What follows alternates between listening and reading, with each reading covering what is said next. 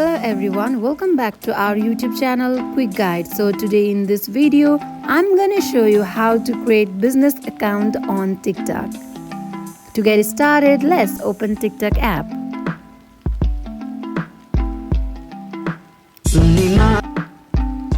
This is your For You page.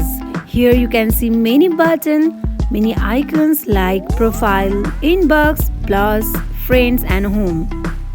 For now, let's go to our profile icon. For now, let's go to profile icon. Here, click on three bar. Next, click on settings and privacy. Now go to your account. Here you can see switch to business account. Click on it.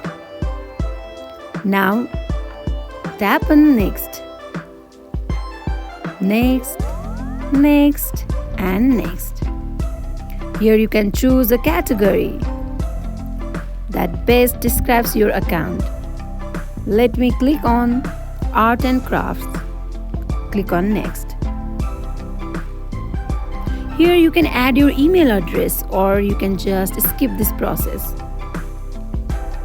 Now your profile has completed. If you want to create a video, then you can just click on create now or you can click on maybe later. For now I'm clicking maybe later.